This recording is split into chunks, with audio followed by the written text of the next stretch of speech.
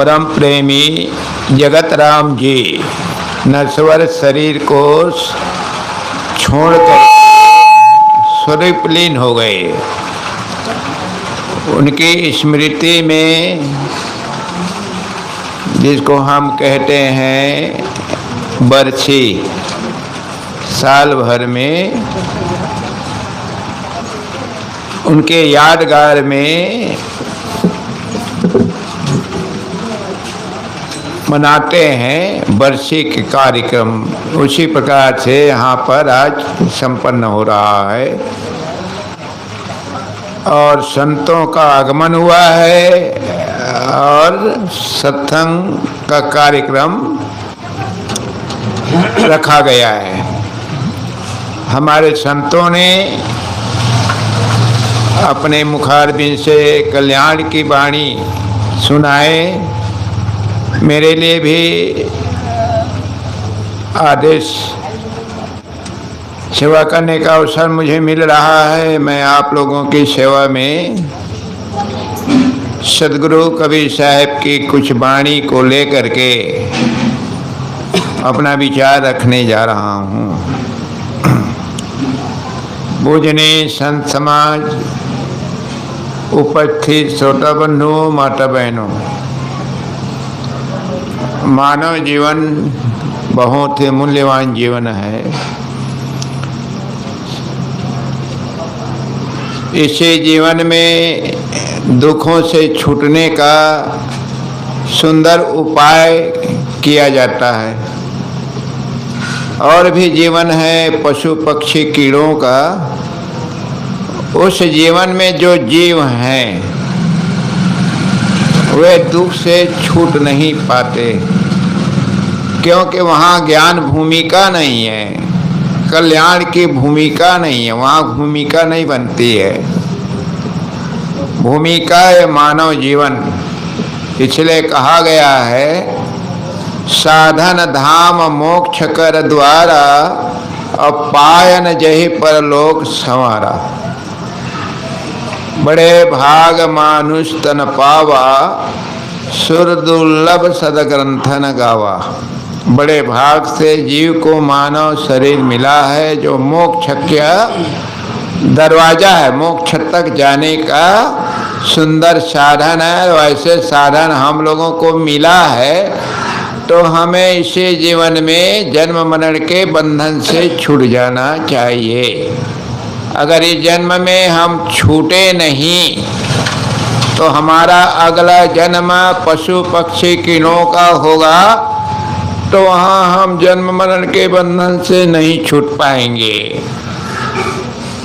क्योंकि जन्म मरण के बंधन से छूटने के लिए जो उपाय है, ज्ञान है, विधि है, उसको ये मानव जीवन ही हम प्राप्त कर सकते हैं। हमारे महापुरुषों ने कल्याण के 3 साधन बताए हैं। जन्म मरण के बंधन से छूटने के 3 साधन बताए हैं। पहला साधन है भक्ति, दूसरा साधन है वैराग्य, तीसरा साधन है ज्ञान। इसको सदगुरु विशाल देव ने साखी के माध्यम से कहा है, भक्ति विरति पारख सुथिर रह कर अपनों काज, क्या योग्यता प्राप्त जस तस प्रारब्ध निवाज। भक्ति के मार्ग में, वैराग के मार्ग में और ज्ञान के मार्ग में चल करके अपना काम बना लो। क्या काम बनाना है? जन्म मरण के बंधन से छूट जाना है। क्यों जन्म मरण के बंधन से छूटना है? इसलिए कि हम जन्म ले लिए हैं, शरीर धारण हो गया है, तो अनेक दुखों से हम पीड़ित होते हैं। सदगुरु कबीर साहब ने कहा है, तन धर सुखिया काहू न देखा, जो देखा सो दुखिया। शरीर धारण करके आज किसी भी मानव को सुखी नहीं देखा जा रहा है। आज पृथ्वी तल पर जितने मानव प्राणी, अन्य प्राणी को तो संकेत में नहीं किए लिया जा रहा है, क्योंकि अन्य प्राणी के बारे में दुख से छूटने का प्रश्न ही नहीं होता, इसलिए उन्हें संकेत नहीं किया जाता है। सिर्फ मानव प्राणी के लिए संकेत हो रहा है। ये पृथ्वी पर जितने मानव जीव हैं, मानव प्राणी हैं, सभी दुखी हैं। ये नहीं कह सकते कि हम सुखी हैं, हम सुखी हैं। कोई सुखी नजर नहीं आ रहा है। दैहिक, दैविक, भौतिक ताप, शरीर धारण करने से ये तीन ताप हम ना चाहते हुए भी हमें झेलना पड़ रहा है। अनेक रोगों से हम पीड़ित हो रहे हैं। भयंकर भयंकर बीमारियां से लोग पीड़ित हो रहे हैं। प्रकृति के तरफ से हवा, पानी, आग, माटी, इसको प्रकृति कहते हैं। प्रकृति के द्वारा हम बहुत पीड़ित हो रहे हैं। प्राणी के द्वारा पीड़ित होते हैं। मच्छर काटता है, सर्प डस देता है, कुत्ते आदि, भेड़िया आदि काट देते हैं। मनुष्य को मार रहा है। इस शरीर धारण करने का कारण है। और यदि शरीर से मुक्त हो जाएगा जीव, तो उसे न अग्नि जला सकती है, न हवा उड़ा सकती है, न मिट्टी दबा सकती है, न पानी गीला नहीं कर सकता। इस शरीर के कारण से जीव जो है अनेक प्रकार कष्ट से घिरा हुआ है। इसलिए बुद्धिमानी यही है कि ये मानव जीवन में हमें ये तीन साधन के आधार से मुक्त हो जाना चाहिए। पहली है भक्ति। भक्ति किसे कहते हैं?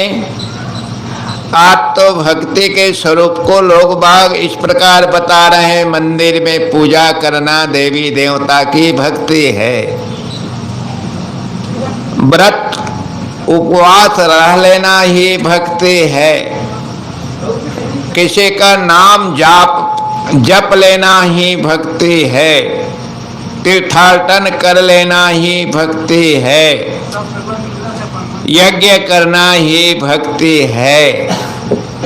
आज इस समाज में ऐसी भक्ति की परिभाषा दे करके लोग बात ऐसे ही क्रियाकलाप करते हैं। लेकिन ऐसे लोगों के जीवन को हम देखते हैं तो वे दुख से, अशांति से छुटकारा नहीं पाए रहते हैं। उनके जीवन में अनेक प्रकार के दोष दुर्गुणों दिखाई दे रहे होते हैं। इधर पूजा भी कर रहे हैं, इधर नाना प्रकार के अपराध भी कर रहे हैं, इधर यज्ञ भी कर रहे हैं और अनेक प्रकार के खान पान बिगाड़ के रखे हुए हैं। चोरी डकैती भी करते हैं, छल कपट करते हैं। तो ये सब दुर्गुण जब जीवन में है तो कैसे कहें कि यज्ञ करने वाला सुखी हो गया, कल्याण के भागीदार बन गए, पूजा करने वाले भागीदार बन गए, व्रत रहने वाले भागीदार बन गए, कल्याण कैसे कहें हम? सारे दुखों के कारण तो हमारे दोष दुर्गुण ही को कहा जाता है। तो इसलिए सदगुरु कबीर साहब की भक्ति की परिभाषा क्या है? सदगुरु कबीर साहब भक्ति की परिभाषा करते हैं, सद्गुणों को धारण करना भक्ति है। भक्ति एक शब्द है। भक्ति शब्द की हम संधि तोड़ते हैं, दो शब्द बनते हैं, भगधन्ति बराबर भक्ति। भग का अर्थ होता है ऐश्वर्य, धन। भग माने धन होता है, ऐश्वर्य होता है। तो ऐश्वर्य का धारण करना भक्ति कहलाता है। तो ऐश्वर्य क्या? दो प्रकार के धन होते हैं, एक भौतिक धन, एक आध्यात्मिक धन।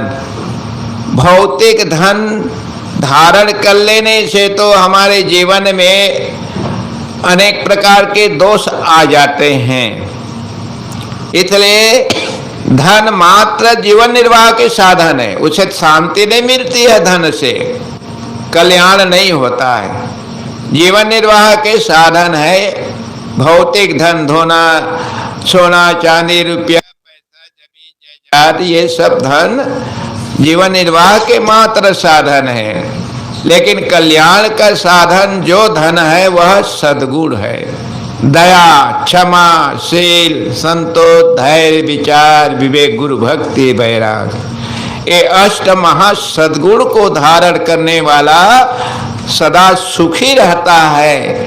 कभी उसके जीवन में विपत्तियां नहीं आती हैं, वो भयभीत नहीं होते हैं, चिंतित नहीं होते हैं, क्रोधी नहीं बनते हैं, लोभी नहीं बनते हैं, ईर्ष्यालु नहीं होते, किसी प्राणी की हत्या नहीं करते हैं, मांस मछली अंडा मुर्गा नहीं खाते हैं, किसी के धन पर लोभ नहीं करते हैं, छल कपट नहीं करते हैं। ऐसे लोग को भक्त कहा जाता है, ऐसे लोग भक्त कहलाते हैं। क्योंकि अगर आदमी गलत काम नहीं करेगा स्वाभाविक सुखी रहेगा, उसे भगवान कहने की जरूरत ही नहीं। और अभी भगवान भगवान कह रहा है, ईश्वर कह रहा है, परमात्मा कह रहा है और अपराध कर रहा है तो सुखी नहीं हो सकता। भगवानों को सुखी नहीं बना सकते, क्योंकि भगवान ही कहाँ है? कहाँ है भगवान? आज तक कोई भगवान को देखा है? ये जितने भगवान ईश्वर परमात्मा ये क्या है? गुण है, गुण। ये गुण है, गुण। जैसे शिक्षक को हम नहीं देख रहे होते हैं, आदमी को देख रहे होते हैं, डॉक्टर को नहीं देख रहे होते हैं, आदमी को देख रहे होते हैं, न्यायाधीश को नहीं देख रहे होते हैं, आदमी को देख रहे होते हैं। आदमी में वो योग्यता रहती है न्यायाधीश न्याय करने की, इसलिए उस आदमी को न्यायाधीश कहते हैं। रोगों को इलाज करने का गुण होने के कारण से आदमी डॉक्टर कहलाता है। शिक्षा देने का गुण होने के कारण से आदमी शिक्षक कहलाता है। इसी प्रकार से ये जितने देवी देवता ईश्वर भगवान क्या है? गुण है, गुण। हम भगवान को देख नहीं पाएंगे, भगवान कोई रूप नहीं है, देवी देवता कोई रूप नहीं है कि हम उसको दर्शन कर सके। देवी देवता जो देता है वो देवी देवता, देने का गुण होने के कारण से देवता कहलाता है। तो देता कौन है? मानव देता है। मानव को छोड़ करके देने का गुण किसी में नहीं है, इसलिए मानव को देवता कहा जाता है। भगवान किसे कहते हैं? भगवान की परिभाषा है ज्ञान वैराग श्री तय सर्व धर्म निधान, ऐश्वर्य सतभाग ताहि कहत भगवान। और ये गुण को सिर्फ मनुष्य धारण कर सकता है। ज्ञान भक्त, ज्ञान वैराग श्रेय धर्म निधान, ये 6 भगवान की योग्यता है। इसलिए बंधुओं, हम मानव प्राणी को भगवान ईश्वर परमात्मा देवी देवता समझें और समझ करके सेवा करें, उनमें श्रद्धा रखें, प्रेम रखें, अच्छा व्यवहार करें। यही भक्ति का लक्षण है, यही भक्ति कहलाता है। सेवा करना, सदगुरु गुरुओं में, संतों में, माता पिता में, सयानों में हमारी श्रद्धा होनी चाहिए, सेवा का भाव होनी चाहिए। ये भक्ति का लक्षण है। नाचना, कूदना, डाकना, चिल्लाना, कोई शब्द को चिल्लाते रहना हम कहें भक्ति करें, ये बहुत गलत बात है। आज यही हो रहा है समाज में, इसलिए सर्वत्र सुखी नजर नहीं आ रहे हैं। तो भक्ति का अर्थ होता है सेवा करो, माता पिता की सेवा करो, पति पत्नी आपस में एक दूसरे को देवी देवता समझें, भाई भाई आपस में देवी देवता एक दूसरे को देवता समझें, नारियों को सब देवियां समझें, जितने पुरुष हो गए सब देवता। इसको छोड़ करके देवता का अस्तित्व नहीं है। पत्थर, पानी, पेड़ पौधा, नदी नाला, चांद सूर्य देवता नहीं हो सकते। उसमें ज्ञान गुण नहीं है। ज्ञान गुण जो होता है वही हमें आशीर्वाद दे सकता है, हमारे दुखों को निकाल सकता है। और जड़ में ज्ञान गुण न होने के कारण से हमारे प्रार्थना ही नहीं सुन पाएगा तो निकालेगा कैसे दुख को? हमें भय से रहित कैसे करेगा? हमें चिंता से रहित कैसे करेगा? अरे जो ज्ञान गुण वाला होता है वो अपने वक्तव्य से हमें उपाय बताता है। एक शराबी से कहेगा कि अरे भाई शराब पी करके तुम मारते हो, अपने परिवार को गरीब बना डाले हो, अपने धन को बर्बाद कर रहे हो, स्वास्थ्य को भी बर्बाद कर रहे। इस प्रकार संत जन शराबी को जब उपदेश करते हैं तो शराबी के अंदर में विवेक जागता है और शराब छोड़ता है, सुखी हो जाता है। लेकिन एक पत्थर के देवता मान करके उसके पास शराबी पूजा कर रहा है तो देवता थोड़ी जानता है पत्थर ये शराबी है तो इसको उपदेश कर दो और ये शराब छोड़ेगा तब सुखी हो जाए। वो क्या जानेगा पत्थर? इसलिए देवी देवता मानव को छोड़ करके कहीं अस्तित्व नहीं है। देवी देवता भगवान परमात्मा जो भी कह लीजिए, राम कहिए, कबीर कहिए, परमात्मा कहिए, ब्रह्मा कहिए, ईश्वर कहिए, खुदा कहिए, जो कुछ है ये जीवात्मा मानव शरीर में जो हैं, ये भक्ति का प्रथम कल्याण का प्रथम साधन है भक्ति। सेवा करें, जितना सेवा करेंगे हृदय पवित्र होगा। हमारे महापुरुष गए उन्नत का साधन सेवा है, इससे आत्म शुद्धि होती है। पर लोभी मोही अभिमानी सेवक पद पाना क्या जाने। इससे सेवा करें, सेवा करने से हृदय में पवित्रता रहती है, शांति रहती है, प्रसन्नता रहती है सेवा करने से। और प्राणी को ही सेवा की आवश्यकता पड़ती है। हम पत्थर का बना लिए कृष्ण, उसको नहलाएंगे, उसको हवा देंगे, पंखा झलेंगे, उसको क्या ठंडा लगेगा? पत्थर को ठंडी गर्मी लगती है कि उसको हम हवा पंखा जलाए और झूला में चढ़ा करके बैठा करके उसको झूलाएं।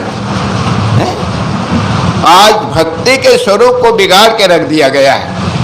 इसलिए सदगुरु कबीर साहब को कहना पड़ा, भक्ति न जाने भक्त कहावे तज अमृत विष कैलिन सार। भक्ति जानता नहीं, वो कहते मैं भक्त हूं। अमृत को छोड़ दिया और विष को ग्रहण कर लिया। अमृत क्या है? अमृत है हमारा स्वरूप। ये जीवात्मा अमृत स्वरूप है। अमाने नहीं, अमृत माने मरना। जो मरता नहीं है वही अमृत स्वरूप होता है। कौन नहीं मरता है? ये जीवात्मा। ये जीवात्मा कभी मरता नहीं है। और जहर क्या है? विषय। ये 5 विषय, शब्द, स्पर्श, रूप, रस, गंध, जो जड़ हवा पानी आगी माटी का विषय, 5 विषय, ये जहर है। इसी को लोग मान मान करके पूजा पाठ करके प्रार्थना करके दुखी हैं। सुखी कहाँ नजर आ रहे हैं? माया। रामायण में साफ कर, गो गोचर जहां लग मन जाए सो सब माया जानो भाई। मन इंद्रिय के द्वारा जो ग्रहण करने में आ रहा है सब माया है। इसलिए प्राणी को हम भगवान परमात्मा देवी देवता समझें और उसके साथ अच्छा व्यवहार करें। यही भक्ति का सच्चा स्वरूप है। दूसरा है बैराग। कल्याण का दूसरा है बैराग। बैराग का अर्थ क्या होता है? वैराग। वह माने नहीं, राग माने मोह। मोह का नहीं होना ही बैराग। बैराग कोई भेष नहीं है। भगवा कपड़ा पहन लिया तो बैराग हो गया, जटा जूट बढ़ा लिया तो बैराग हो गया, चंदन लगा लिया तो बैराग हो गया, चिमटा पकड़ लिया, भभूत लगा लिया तो बैराग। ये बेकार है। कबीर साहब इसको नहीं, आडंबर है, आडंबर, दिखावा।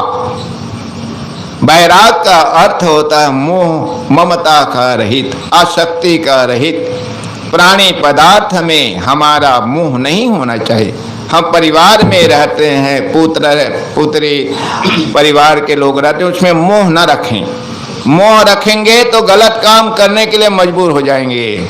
सारे अपराध का कारण मोह होता है। मोह सकल व्याधिन कर मूला, रामायण में कहा है। मोह ही सारे दुखों का केंद्र होता है। इसलिए मोह मत करो, कर्तव्य समझ करके एक दूसरे के साथ सुंदर व्यवहार करो। मोह नहीं, ममता नहीं। माता पिता का कर्तव्य है, आप संतान पैदा किए हैं तो बच्चे को अच्छा संस्कार दो, मोह न बना करके उनका पालन पोषण करो। मोह जनित लगाव रखोगे तो अपराधी बनोगे, पक्का है। एक दृष्टांत से समझिएगा, महाभारत का दृष्टांत है।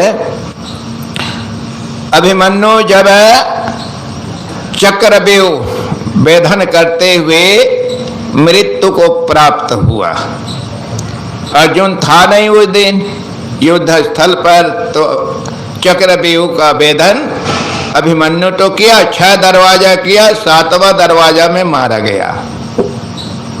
7वां दरवाजा तोड़ने का ज्ञान नहीं हो पाया था, 6 दरवाजा तोड़ने का ज्ञान उसको हो चुका था। और कहाँ से ज्ञान हुआ था? माँ के गर्भ से।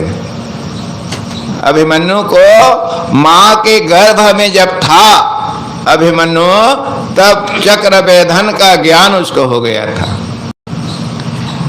जब अर्जुन आया और जाना कि मेरा बेटा युद्ध स्थल में मारा गया, अब मैं पुत्र के बिना रह नहीं सकता, मेरा पुत्र मारा गया, मैं भी मरूंगा, मैं जिंदा नहीं रह सकता, पुत्र के बिना मैं जिंदा रह ही नहीं सकता। ऐसा अपने अंदर में विचार ले आया और चीता बना लिया, और चीता में जल करके मरूंगा। कृष्ण समझा रहे हैं, ऐ अर्जुन, तुम मोह के कारण से दुखी हो, मोह के कारण से रूल रहे दुखी हो। मोह त्याग करो, तो तुम्हारा बेटा नहीं, तुम उसके पुत्र पिता नहीं। एक जीव आ गया था शरीर धारण करके, तुम्हारा पुत्र बन करके जितना दिन यहाँ रहना था उतने दिन रहा, उसके बाद चला गया। इसमें शोक करने की बातें नहीं। लेकिन अर्जुन नहीं मान रहा था। तब कृष्ण कहा कि चलो तुम्हारे पुत्र के पास मैं ले चलता हूँ, अपने पुत्र से बात कर लेना और यदि ला सको तो ले आना।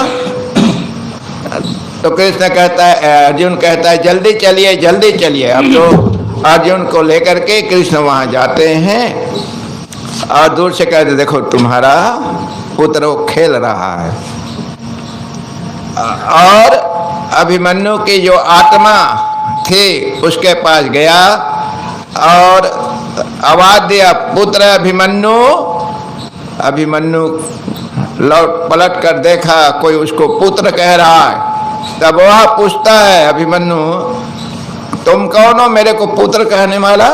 अरे तुम मेरे को नहीं पहचाने, मैं तुम्हें पहचान गया, तू मेरा पुत्र है और मैं तुम्हारा बाप अर्जुन हूँ। तो फिर फटकारता है, डांटता है, अरे पागल कहीं का, तू मेरे को पुत्र कहता है और अपने को मेरा पिता बता रहा है, चल भाग यहाँ, मैं किसी का पुत्र नहीं और मेरा कोई पिता नहीं। तब आंख खुली और कृष्ण के पास आकर के क्षमा मांगा। तो इस प्रकार से कोई किसी का पिता नहीं, कोई किसी का पुत्र नहीं, ये शरीर धारण हो गया है, तो नाते रिश्ते बने हैं, तो विवेक से इस नाते नीते को निभाओ, मोह ना करो। मोह करके अनेक प्रकार के अपराध करते हो और ये अपराध का फल तो जो करेगा अपराध उसी को भोगना पड़ेगा, पुत्र नहीं भोगेगा। हाँ, इसलिए वैराग का अर्थ होता है अनासक्त, प्राणी पदार्थ में अनासक्त रह करके जीवन जिए। तो ये सदगुरु विशाल देव का यही हमारे प्रति मार्गदर्शक दर्शन है। तीसरा ज्ञान है कल्याण का ज्ञान। ज्ञान का अर्थ क्या होता है? जानना। जिसके जानने से सब दुख निकल जाए जीवन से। सब दुख किसे कहते हैं? जन्म मरण का बंधन का छूट जाना। ये जन्म मरण का बंधन का छूटना, सब दुख का खत्म होना है। हाँ, कबीर साहब ने कहा, करो विचार सो सब दुख जाई, परिहरि केरी झूठ सगाई। विचार करो कि सब दुख खत्म हो जाए। सब दुख क्या है? जन्म लेना। जन्म लेना समाप्त हो जाए। तो कैसे समाप्त होगा? कबीर साहब फिर कहते हैं, परिहरि केरी झूठ सगाई। सगाई जो नाना प्रकार के झूठाई से सगाई के, झूठा का झूठ किसे कहते हैं? जो नहीं है उसको है कहना, ये झूठ कहा जाता है। तो क्या नहीं है? देवी देवता भगवान परमात्मा कुछ नहीं। अगर आज होता तो समाज में अपराध नहीं होता। इसलिए मानव देवी देवता होते हैं, ऐसा ज्ञान। अब मैं भी मानव हूँ, मैं भी जीव हूँ, तो जीव ही तो देवी देवता होते हैं। जीव ही परमात्मा है, तो मैं परमात्मा हूँ। परमात्मा मैं, सब अपने अपने परमात्मा है, सब अपने अपने भगवान हैं। ये बोध होना चाहिए, ये ज्ञान होना चाहिए। ये ज्ञान होता है, आदमी अलग से कल्पना करके मान करके उसको प्रार्थना पूजा नहीं करता है।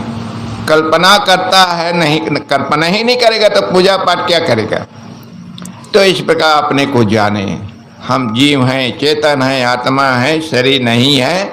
शरीर में रह करके हम ये संसार में वर्तमान में जीवन जी रहे हैं। शरीर एक दिन नाश होगा, परिवर्तन होगा, लेकिन हम जीव कभी नाश नहीं होंगे। ऐसा ज्ञान होना चाहिए। हम शुद्ध बुद्ध मुक्त जन्म अविनाशी अखंड ज्ञान स्वरूप हैं।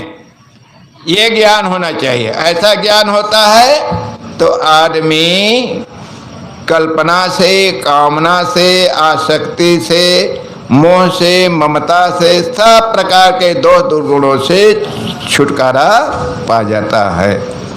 तो ये तीन साधन, ज्ञान, भक्ति, वैराग, कल्याण के साधन हैं। इस पर हमारे महापुरुषों ने जो बताया है, उसी बात को मैं आप लोगों के बीच में रखा हूँ।